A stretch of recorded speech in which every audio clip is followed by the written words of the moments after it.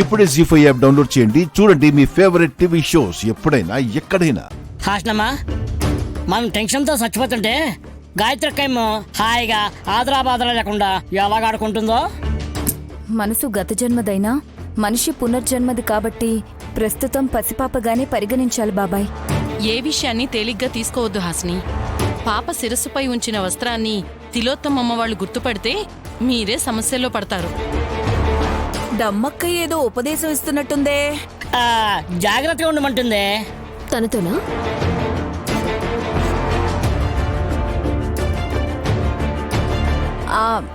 Correct గా చెప్పావు చిట్టి. శివభక్తుల్ని తక్కువ చేసి చులకన చేస్తే ఇబ్బందుల్లో పడతారు కూడా. పెద్ద బొట్టమ్మతో కూడా ఇలాగే మాట్లాడి తనకి కోపం తెప్పిస్తుంది. నన్నైతే కాటలేదు కదక్క. హలో మరదళ్ళు, ఈ ఇంట్లో పాముల కన్నా మనుషులే ఎక్కువ కాటేస్తున్నారు. అంటే ఎవరు ఎవరిని ఏం చేస్తారో తెలియటం లేదు. అప్రమత్తంగా ఉంటే మంచిదని.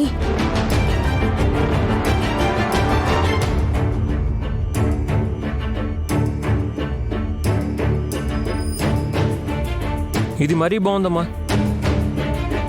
దొంగతనం చేస్తాను, జాగ్రత్తగా ఉండండి అని దొంగే ప్రచారం చేస్తున్నట్టుంది. అంటే మీ అమ్మ మీ అన్నయ్యలే జాదుగాళ్ళ విక్రాంత్. భలే చెప్పావులే.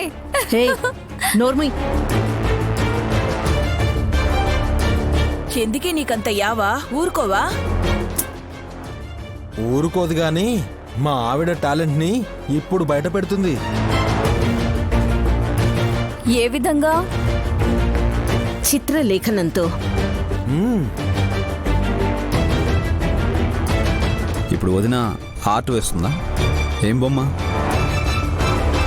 తెలీదలడు. అక్కయ్య అంటుంటే ఇదే వినడం.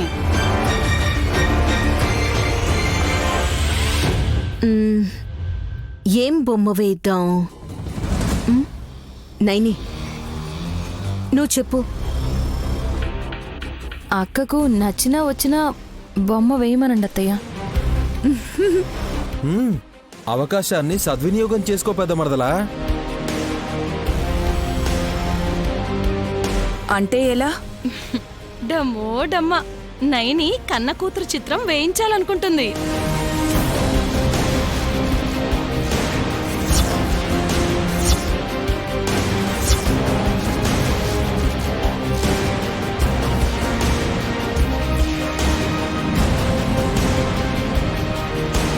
భళ, నువ్వు భవభక్తురాలివి. అంచనా వేసినా సరే అద్భుతంగా చెప్పావు డమ్మక్క.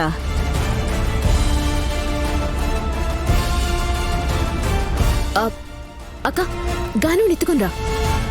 తను నిద్రపోతుంది. లేపు. హాసినక్క మూడ్లో ఉన్నప్పుడే. ఎక్స్క్యూజ్ మీ, హాసిని చేత గీయించబోయే చిత్రం గానవీధి కాదు, గాయత్రి పెద్దమ్మది.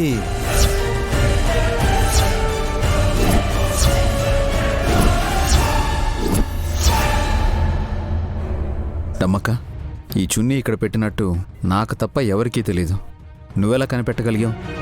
విశాల్ బాబు, మీరు కన్న కూతురే గాయత్రి పాప అని నాకెప్పుడో తెలుసు. శివభక్తులం. విశాలాక్ష అమ్మవారు మాకు సూచనాప్రాయంగా చెప్తే సర్వం గ్రహించగలుగుతాం.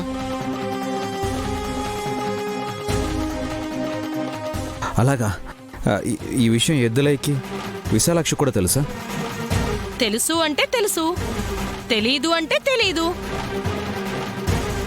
మాలో ఎవరము ఈ సత్యాన్ని మీ శత్రువులతో బయట పెట్టము. విధి విధానుసారమే నడుచుకుంటాము. ఒక్క నిమిషం.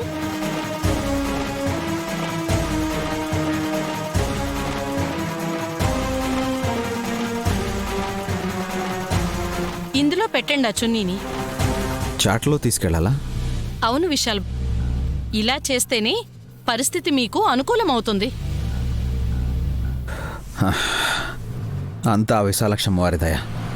ఆ తల్లి మీద భారం వేసి నా తల్లిని సంరక్షించుకోదలిచాను.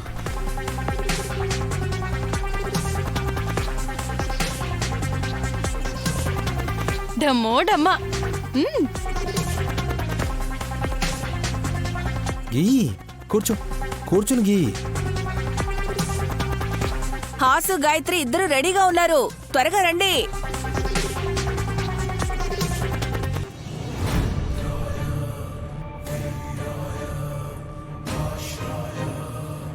త్వరగా రండి.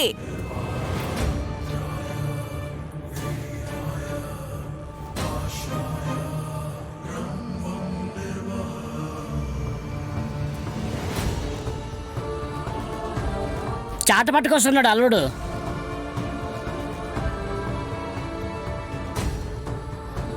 పిల్ల ముత్తైదువుకి సంబరం జరుపుతున్నట్టు చేస్తున్నారు. బాబుగారు, చేత్తో పట్టుకురాకుండా చాటలో తీసుకొచ్చారేంటి? కొత్త వస్త్రాన్ని నేరుగా పాప తల మీద పెట్టకూడదని చాటలో పెట్టుకొని తీసుకురావాలని డమ్మక్క చెప్పింది.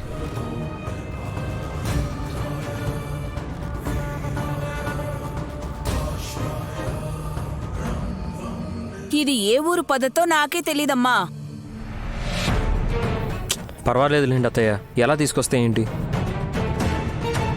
నైని, ఆ చున్నీ తీసుకొని గాయత్రి తల మీద కొంగులా పెట్టు. పౌర్ణమి అమృత ఘడియలు గోపికలా కనిపించినట్టుగా ఉంటే ఊహా చిత్రాన్ని గీయడం ఈజీ అవుతుంది. అలాగే అత్తయ్య.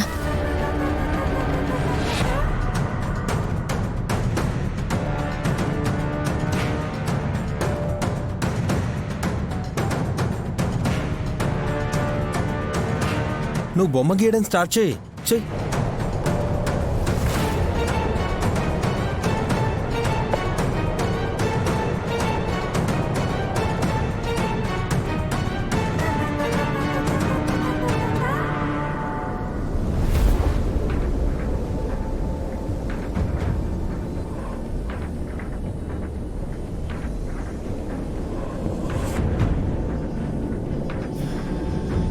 గాలొస్తుంది, జాగ్రత్త నైని.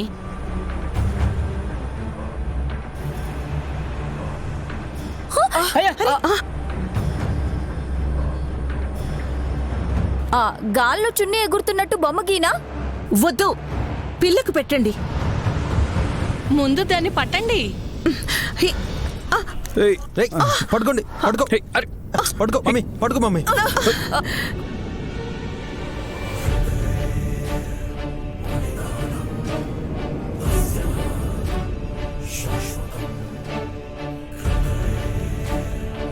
అత్తయ్య ఆగండి, నేను పట్టుకుంటాను. తప్పకోండి, తప్పకోండి, తప్పుకోండి. పట్టుకోండి. ఓ అబ్బా